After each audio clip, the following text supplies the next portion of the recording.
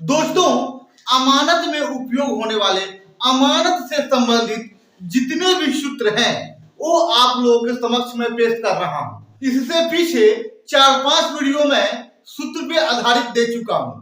ठीक है, आज हम लोग पढ़ेंगे, आज हम लोग जानेंगे जो देहाती माप है, धूल, कट्ठा, बीघा, इसमें कौन कौन सा सूत्र लगता है और धूल, कट्ठा, बीघा को पता करने के लिए कौन कौन सा सूत्र लगता है, आज हम लोग जानेंगे। तो आइए सबसे पहले टॉपिक लिख लेते हैं। ठीक है,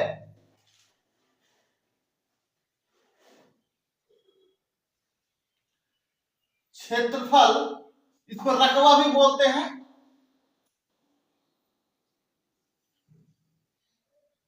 से संबंधित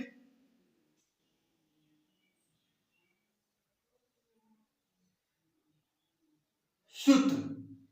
ठीक है, जब हम लोग धूल, कट्ठा, बीघा पे चर्चा करते हैं तो सबसे पहले आप लोगों को यह जानना आवश्यक हो जाता है लग्गी। अब देखिए, बहुत सारे स्टेट में लग्गी बोलते हैं, कहीं पे लग्गी बोलते हैं, कहीं पे लट्ठा बोलते हैं, कहीं पे बांस बोलते हैं, कहीं पे गट्ठा बोलते हैं। तो हर जगह का अपना अपना भाषा है। ठीक है, अगर मैं लग्गी लिख दूं, आइए लिख देता हूं,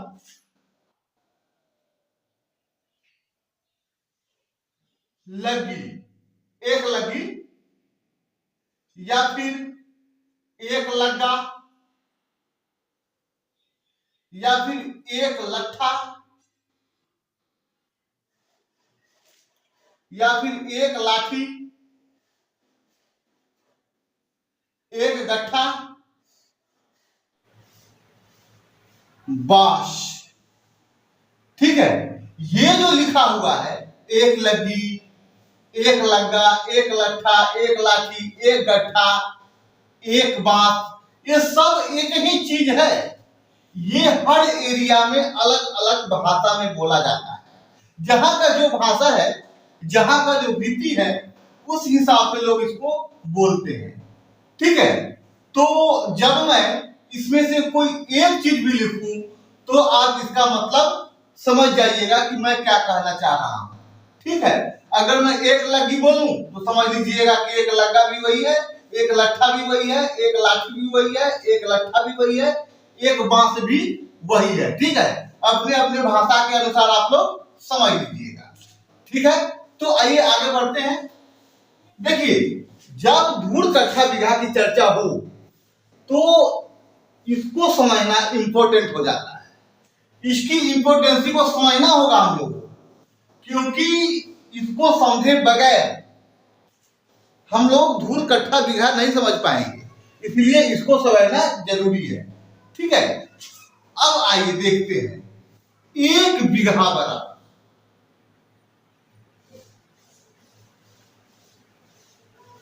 फुल स्टॉप इधर लिख लेते हैं, बीघा बराबर फुल स्टॉप। देखिए, यहां पे एक बीघा है और यहां पे सिर्फ मैंने बीघा लिखा है, दोनों में अंतर है। ठीक है, आप लोग अभी समझिएगा कि क्या अंतर है। ये जो एक बीघा है, हम एक यूनिट की चर्चा कर रहे हैं, सिर्फ एक बीघा, और यहां पे कोई अंत नहीं है। 2 बीघा भी हो सकता है, 4 बीघा भी हो सकता है, 10 बीघा भी हो सकता है, 50 बीघा भी हो सकता है। ठीक है, इसमें सिर्फ एक यूनिट की बात है और इसकी कोई यूनिट अभी नहीं है। ठीक है, अब आइए देखते हैं कि एक बीघा बराबर, एक बीघा बराबर, पहले कड़ी में देख लेते हैं। ठीक है, एक लग्गा का मान कड़ी में और इसका स्क्वायर और गुना कर देना है 400 से।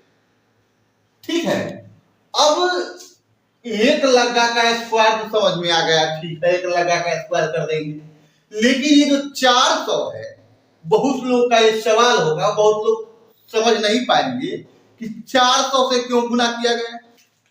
अब देखिए, जब एक कट्ठा में 20 धूर होता है और 20 कट्ठा का 1 बीघा होता है ना, तो जब 20 को 20 से गुना करेंगे, धूर को बीघा बनाएंगे, तो 400 से ही गुना करना पड़ेगा हमको। और जब बीघा को धूर बनाएंगे तो 400 से भाग कर देंगे, वो धूर बन जाएगा। गुना करने पर बीघा बनेगा और भाग करेंगे तो धूर बनेगा। ठीक है, बस यही काम करना है, यही सूत्र है। 1 लग्गा बराबर 1 लग्गा का मान कड़ी में, उसका होल स्क्वायर और गुना 400।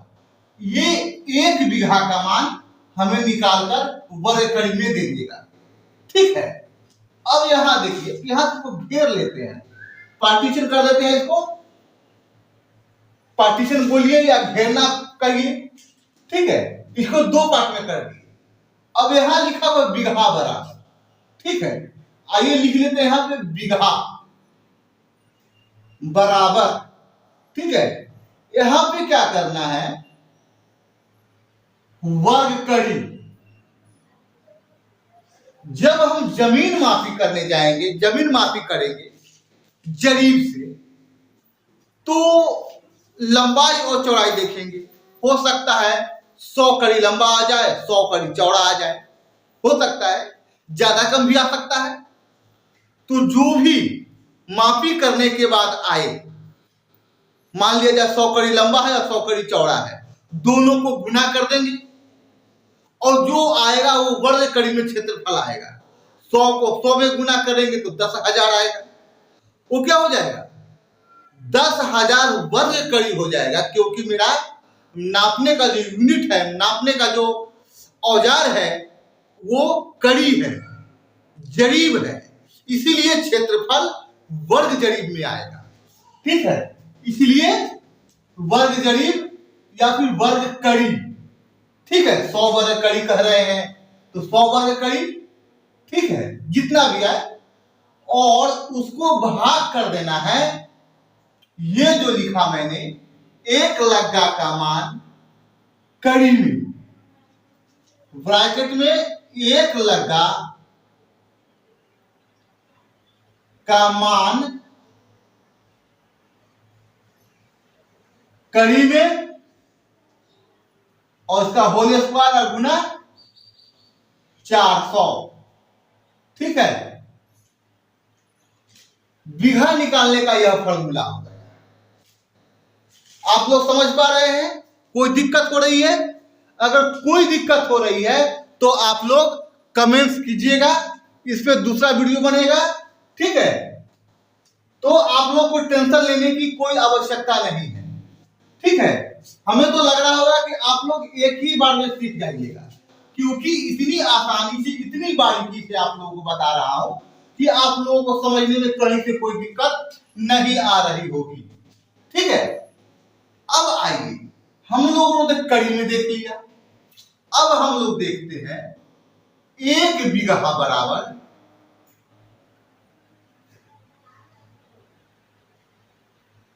1 लग्गा, 1 लग्गा नहीं, इस बार लग्गी कर देते हैं। ठीक है, सबको एक बार ले लेंगे ताकि जहां जहां भी वीडियो जाए, जहां जहां के लोग भी ये वीडियो देखें, उन्हें लगे कि नहीं यही चीज है, आप लोगों को समझने में भी दिक्कत नहीं होगा। ठीक है, तो 1 लग्गी का मान फीट में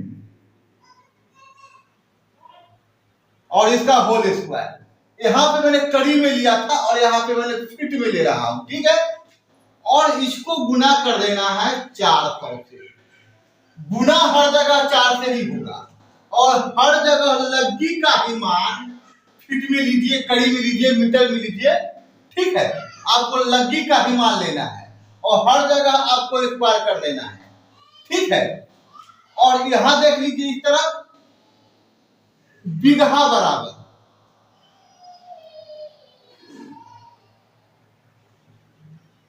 वर्ग फीट और बटा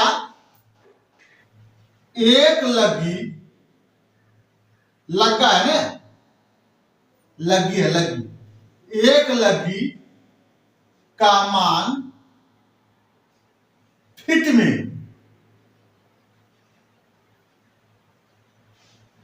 ठीक है, वर्ग फीट में नहीं, फीट में। ऐसा नहीं आप लोग वर्ग फीट समझ लीजिए, वर्ग फीट नहीं होता है यहाँ पे फीट, वर्ग फीट ऊपर में, वर्ग फीट ऊपर में, नीचे में फीट और गुना 400, यहाँ पे होल स्क्वायर कर देना है। ठीक है, जो चीज यहां लिखा हुआ है वही चीज नीचे में यहां लिखा जाएगा। ठीक है, अब आगे देख लीजिए, एक बीघा का मान, इस बार लिखेंगे एक लट्ठा लिख लेते हैं, एक लट्ठा का मान मीटर में, और इसका होल स्क्वायर और गुना कर देना है 400 से। ठीक है, अब यहां देख लीजिए बीघा बराबर वर्ग मीटर और बटा जो यहां दिया हुआ है एक लट्ठा का मान, एक लट्ठा का मान मीटर में, और इसका होल स्क्वायर और गुना कर देना है 400 से। ठीक है, अब नेक्स्ट देख लीजिए, एक बीघा का मान,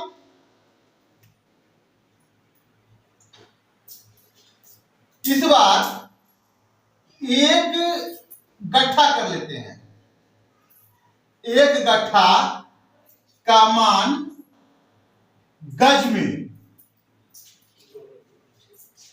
ठीक है, और इसका होल स्क्वायर और इसे भी गुना करना है 400 से। ठीक है, और यहां देख लीजिए इस तरफ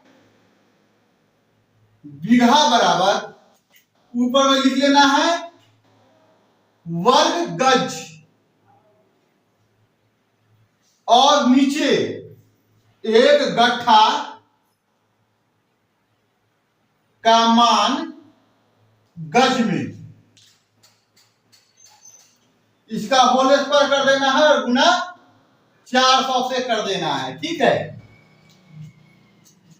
ये सब जो आएगा इधर, ये सब वर्ग गज, ये आएगा वर्ग मीटर में, ये आ जाएगा वर्ग फीट में, और यह आ जाएगा वर्ग कड़ी में। ठीक है, अब आइए, वर्ग कड़ी हो गया, वर्ग फीट हो गया, वर्ग मीटर हो गया, वर्ग गज हो गया। अब लिखिए एक बीघा बराबर एक बांस का मान हाथ में। ठीक है, और इसका होल स्क्वायर कर दीजिए और गुना 400, ये आ जाएगा वर्ग हाथ में। ठीक है,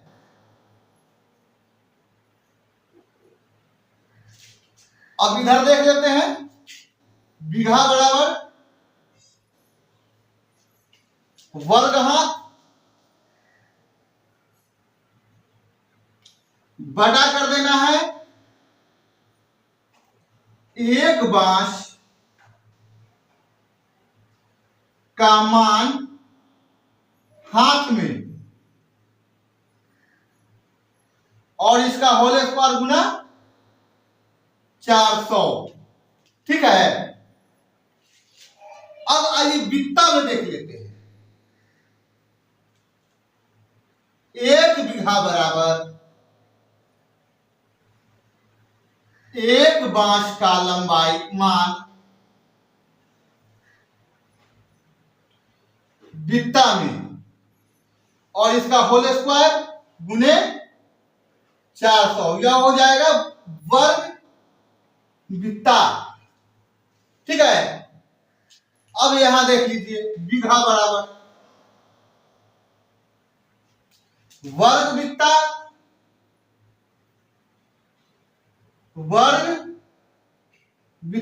बटा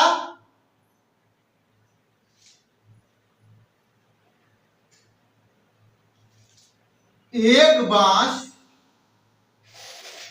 का मान बित्ता में, इसका होल स्क्वायर और गुना 400। ठीक है, बस यही फॉर्मूला है बीघा निकालने का। अगर वर्ग कड़ी में तो यहां पता कर लीजिए, वर्ग फीट में तो यह फॉर्मूला, वर्ग मीटर में तो यह फॉर्मूला, वर्ग गज में तो यह फॉर्मूला, वर्ग हाथ में तो यह फॉर्मूला, वर्ग बित्ता में तो यह फॉर्मूला। ठीक है, तो ये सब फॉर्मूला है।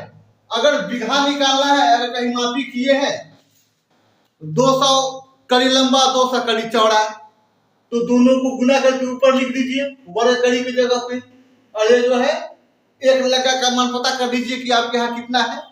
जानते होंगे आप कि एक लग्गा का मान कितना है कड़ी में, और नहीं तो आप लोगों को निकालना बताया हूं, डिस्क्रिप्शन में आप लोगों को लिख दे दूंगा कि लग्गा का मान कड़ी में, लग्गा का मान फीट में, लग्गा का मान गज में, लग्गा का मान मीटर में, हर यूनिट में दिया गया है। आप लोग उसको देखकर सीख लीजिएगा।